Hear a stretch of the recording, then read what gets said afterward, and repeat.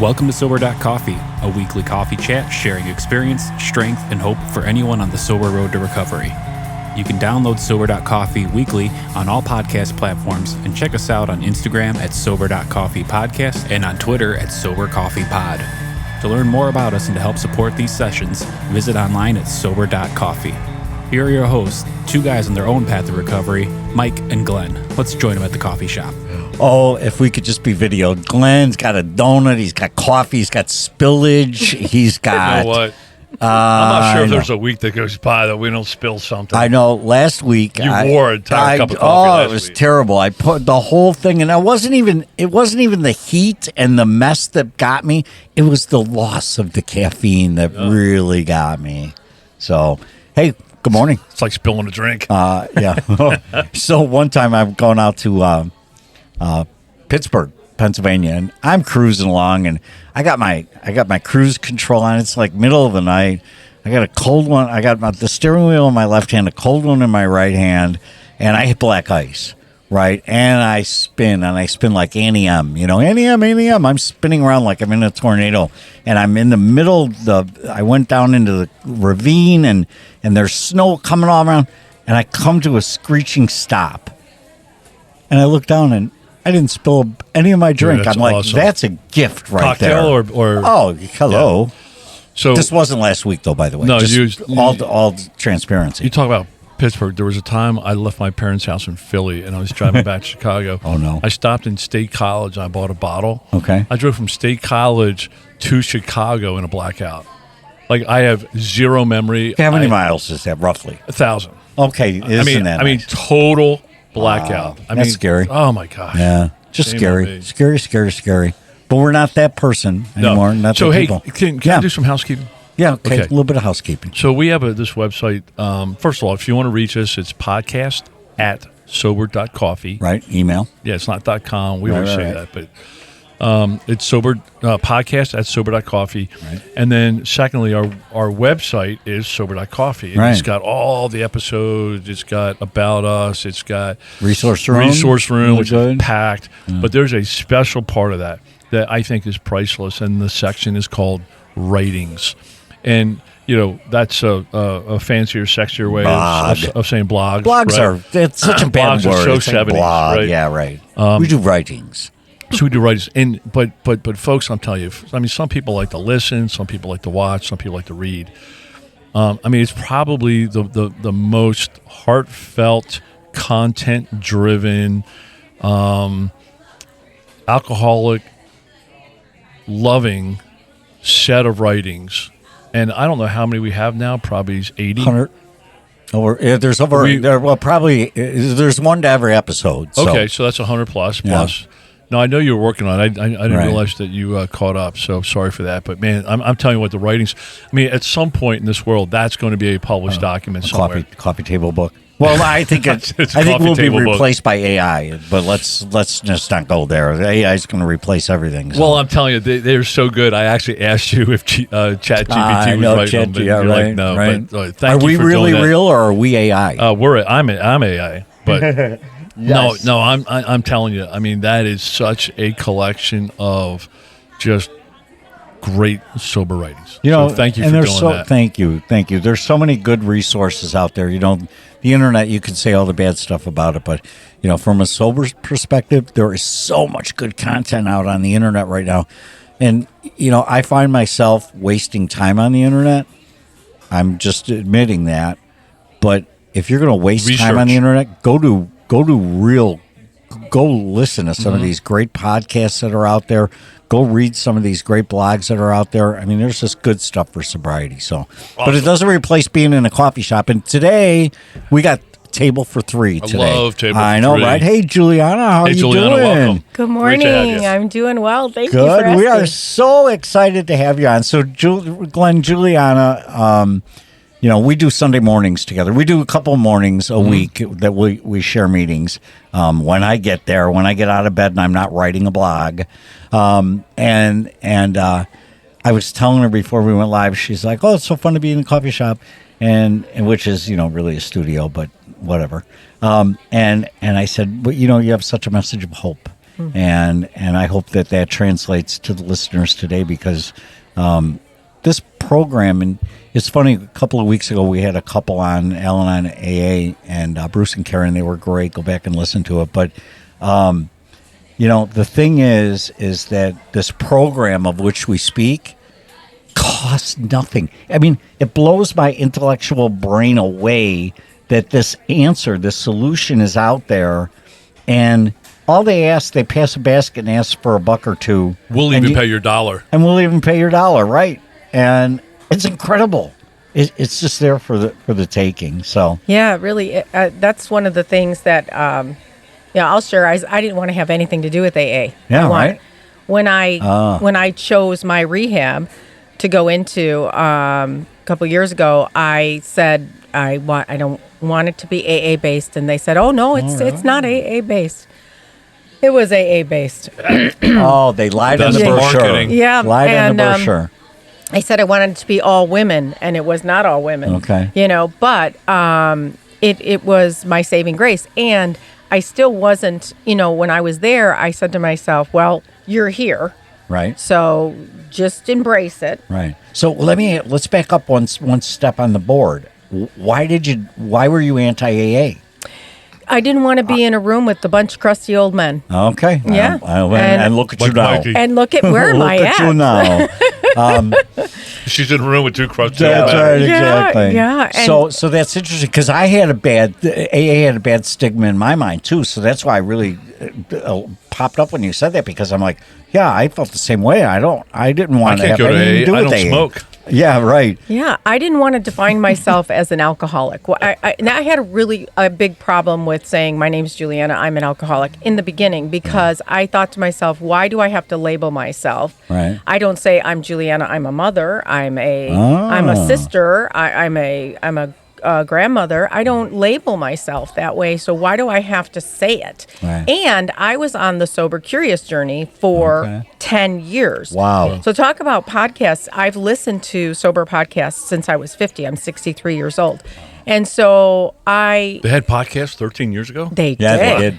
They did. Like 8 of them. Were they on cassette tapes back then, or what? They weren't. They didn't have any coffee, though, on the podcast. So that's why you guys are different. That's right. Yeah, I've listened to you guys, so I really loved your podcast. I told you that when I had, because you guys are just so real, and that's, there are tons of podcasts out there. There's some that are good, and there's some that aren't real, and so the reality is, I was listening to people's stories over and over and over again. Annie Grace's book, This Naked Mind, started my journey. Mm-hmm. And actually, I want to do a little shout out to my son today, who's 35 and sober, 4 years. Oh, fantastic. And so his birthday's today. That's awesome. What a tough age to choose sobriety. Yeah. Because their entire environment is wrapped around alcohol as part of everything. Baby showers, ballparks, ball games, birthdays, everything. Going over to mom's house. Everything's got liquor. Everything's got liquor. Yeah. Wow. I'm married to an alcoholic for 39 years. Okay. And, I knew he was an alcoholic when I married him. And my first part of, I would kind of think of my life as like there's 3 different phases of my life. I'm in the 3rd phase now, and hopefully I hope there's going to be 4 phases. Is there more than 3? Yeah, but the 4th phase, you don't want to. It's going to get bad. I'm going to be saggy, and there's that's not going to happen. Hair like yours. That's not going to happen. No, it's not going to be good. But the first Mikey's part, in that phase. of my life, I was a mom, and I was so filled with joy and love, and I was raised other people's kids. I was a nanny. I was a preschool teacher. I was just so into mothering, and my whole thing was protecting them from my husband's drinking, right? Fixed managing control and the stress and the pressure that I actually thought I caught alcoholism from him, because I thought, how did I turn out to be an alcoholic? Right. I wouldn't even let my kids grab a beer for their dad and bring it to him from the fridge. Right. He knew that was never going to be a thing. Illegal. And so how did I become an alcoholic?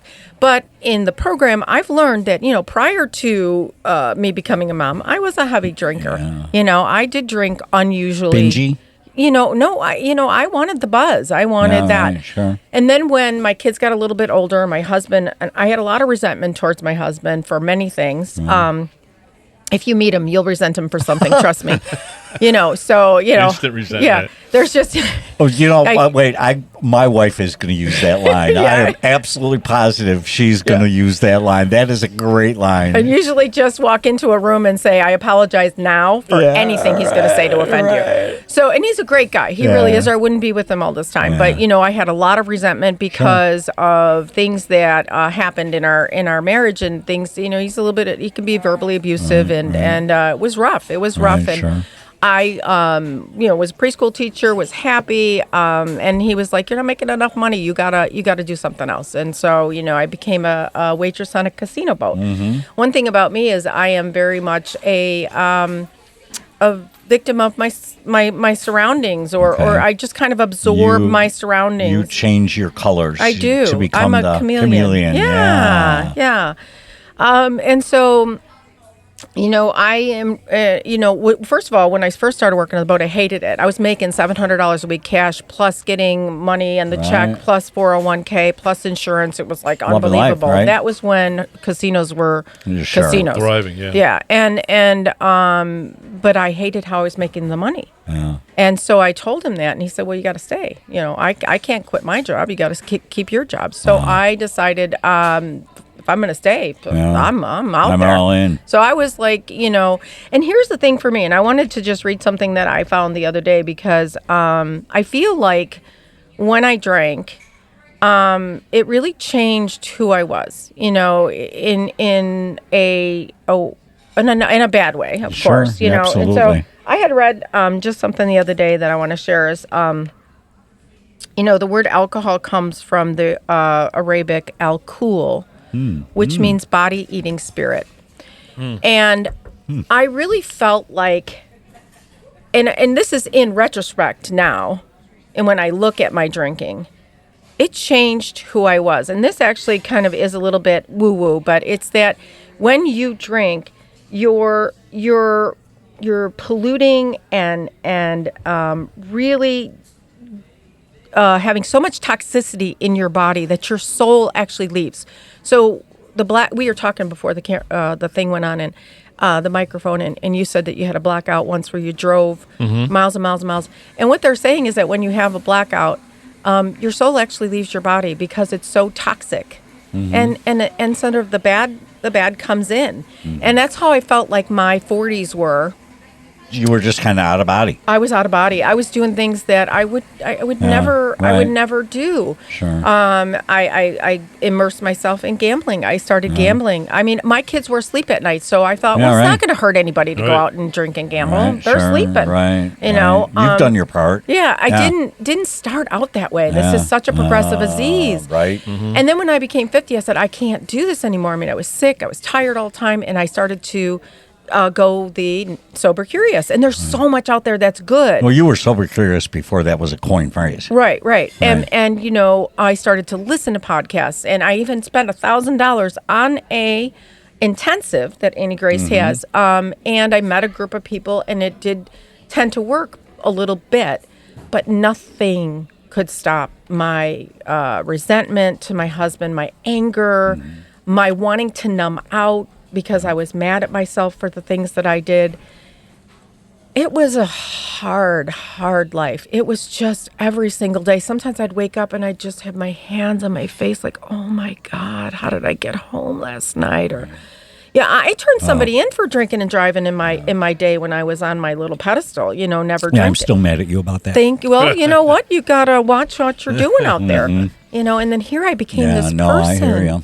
And now I'm so grateful. I'm so happy. I'm so blessed. I walked in, after the rehab, which I hated, by the way, which was everything that I needed and everything that I hated because I was humiliated by, having to be there. And, one thing that I learned in this, in one podcast, Recovery Elevator, which is another really good group. Heard of it. Yeah. Yep, and yep, I've joined them, their group online for years. I did that and nothing worked but this AA worked for me.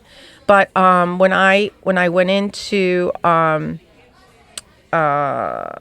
don't forgot my train of thought, but when I went into my first AA meeting, it was a bunch of men and a couple women, and I walked in those doors, and I've never felt more comfortable in a room. I mean, more comfortable than I would be in a bar. And I could have. I always went into a bar all the time, sat there by myself, and I was chatty Cathy. Knew the bartender, could have a conversation, no problem. But I never felt the comfort I felt when I walked into AA because they understood my pain. Right. And I had pain, and I still do have pain. Right. But I'm so much better now. There's nothing in my life that I cannot face with a drink. Right. I still live with a daily alcoholic. And so I want people to know, and that's one thing I really want people to know, is that it can be done. Right. I used him as an excuse for drinking. Right. Then I used him as an excuse because I couldn't possibly become sober and stay married. Right, sure. How could I do that? Yeah. And even my kids were a little bit like when they heard, I burned, that's what I was going to say. Recovery Elevator, they say burn the ships. When you decide you want to get sober, you tell everybody. So that's the first thing I did is I called my kids. I said, Mom's going to put herself in rehab. And they were worried. Well, you're just going to come home to Dad. All right, sure. How are you going to do this? You're going to waste a month of your time, and you're coming home to the same scenario. And even at rehab, they were like, you don't want to change your surroundings, change your surroundings. And I want people to know that that's not an excuse to make the change, and that it can be done. Good for At you. least I can't say 5 years from now or tomorrow. Yeah, sure, no. I can only say for today. For today, it's that work. I can do That's this. right. Yeah. I can do this with a daily drinker. And, our relationship is tough. It's not easy. Things have changed, But things, and you're right, change. I think I've changed so much in the past 4.5 years, and I don't know that we're connected at the same level. It's change. I mean, we're all going to morph. I've seen you grow, and you're growing. I'm trying to lose weight. Sorry. I'm on a diet. You're growing, and you're out there making yourself better and doing all the right things, and that's going to cause separate. Change is hard, as you said. Yeah. Change is hard. But let me ask you this: go back to I didn't like AA, right? Nor did I. I didn't want the stigma of being involved with AA. What was your flip point that said, okay, AA's working? I mean, I doubt it happened in the first meeting. There wasn't this grand epiphany, but at what point did you say, aha? You know what? It's a good story, actually. In rehab, they had people come in every day for an AA meeting. Mm-hmm. And so on the second meeting, this guy came in and he's smoking a cigar, and we're sitting outside, and I don't like cigar smoke. And I was like this, and he said, you don't like my cigar? And I said, no, not really. And he's the facilitator. Okay. So we go around, we read from the big book, and he says, anybody got anything to share? And we're all just sitting there, we're all, in this third day. You're like totally devastated. So this girl's crying. Raw. Yeah, this girl's crying over there, and he goes, what about you? You got something to share? And she says, well, I'm angry that my mother died of cancer. And he said, are you angry at the cancer? Or are you angry at your mother? And she says, I'm angry at the cancer. And he said, well, that's not why you're crying. What else you got? No, he said, that's not why you drink. What else you got? So then she proceeded to say, and I knew this story because she was my roommate, that her son had died and drowned in the bathtub at age 12. He was supposed to be taking his medicines. Maybe he took two. I don't know. Nobody really knows why he died. And he said, well, that's not why you're an alcoholic either. And I just lost it. Step on and slap him. And I said, excuse me, sir, can I ask you a question? He said, yes. And I said, how do you know why she drinks? You don't know anything about her.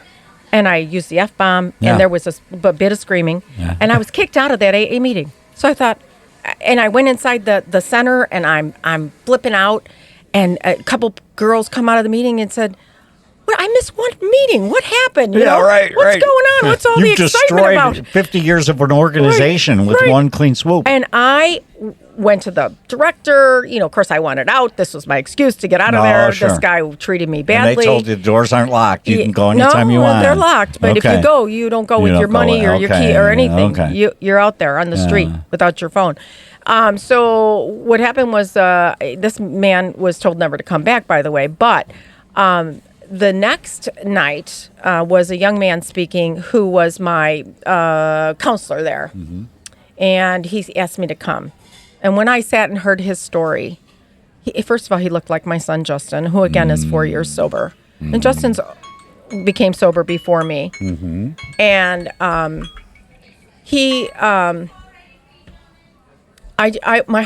my heart just broke You hearing made a his story. connection. I made a connection with him, and I didn't want that one man to ruin my experience with AA. And so I kept going, and I Good just for you. just kept listening. Good for you. Yeah. But how many times Yeah. does that one person? Oh, right. Ruin it. Right. And I'm telling you, one situation, don't brush the AA program based on one meeting, Yeah. Yeah. or one person. I had a guy in one of the earlier meetings. I came in and I smile because I'm happy. I've got a lot to be smiling about, right? And so I'm kind of bouncing in the room, and and I'm early in my sobriety, and the guy comes up to me and goes, "Hey, you," and I go, "Yeah," and he goes, "Don't get cured by Thursday." I go, "Okay, I won't." So I go home. I call my sponsor. I go, "Not sure what that means, but." I have a feeling like he was saying something negative. Was he being complimentary or derogatory? He goes, no, he was not being complimentary. He's saying you're in over your skis. You ain't going to make it. So if you don't think I look for that guy, like when we go to meet, I'm like, come on, be in this room. Because here I am. Look at me now. Yeah. Yeah, that's great. I think the message I want to give people, and I'm very open about my sobriety. I put it on Facebook. Right. I want women and men To have what you have. To have what I have, and I wanted to just share one more thing that that I found that really speaks to me about my recovery. And I wear this little bracelet. It's got a little piece of gold on it. In the ancient Japanese, they have a method of restoring broken ceramics, and it's called Kintsugi. Mm-hmm. And so what they do is they fix these ceramics, coffee cups, things like that, and they highlight the cracks with streams of golden lacquer. And once it's repaired, the piece is shown as a unique piece of beauty. And so a damaged piece of china now becomes a piece of beauty, and probably more valuable because it's laced with gold. Right. So in my story, there are cracks. There are things I am repairing, and I'm repairing them with beauty. And that's my message, is that life can be so much more beautiful without drinking. I absolutely love that. In fact, you, Mikey, you were looking at me. So that was my wedding gift to my wife, is one of those beautiful bowls. And it is an absolute work of art, but symbolizing, her life and my life, and just how we put it together with love and with sobriety and positive love and partnerships and support and service, instead of all the selfishness that fueled relationships in my past. So she has it sitting on her bookshelves. I mean, it is, I almost have a tear in my eye, because that is so true. And in AA, AA is part of that gold. Oh, absolutely. The AA way of living. It's the paintbrush for me. Yep. I love it. What do you work with newcomers? No, I don't. I do go to Joliet, the Women's? the adult detention center here, and I do meetings there. Wow. And I try to get out of my comfort zone by speaking, because I just right now my life is so busy that I don't want to overwhelm with the sponsee, but can I tell you, that service? I mean, you're doing wonderful work inside the jails. I mean, that is just Just a quick side. I was sitting on the deck the other night, and I caught one article headline about somebody who got convicted of their 6th DUI and was going away because of vehicular homicide.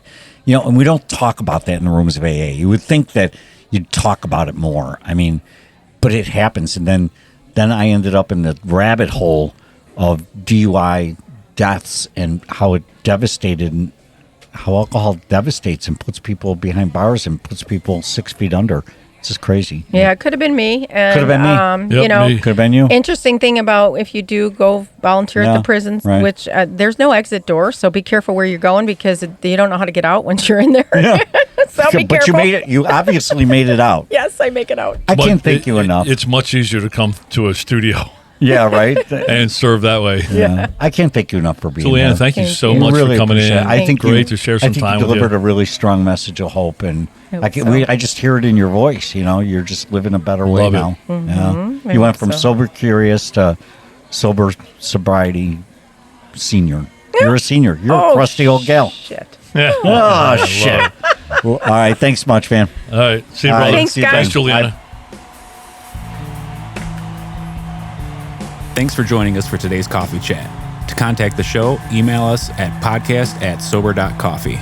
If you need immediate help, the AA hotline is 800-839-1686. The National Suicide Prevention Hotline is 800-273-8255. Remember, Mike and Glenn are sharing their own journey on the path to recovery. Any suggestions, medical or otherwise, are their own experiences and should not be viewed as professional advice. See you next week, and remember, there is a solution. Stay safe in the city of Chicago. Beautiful city.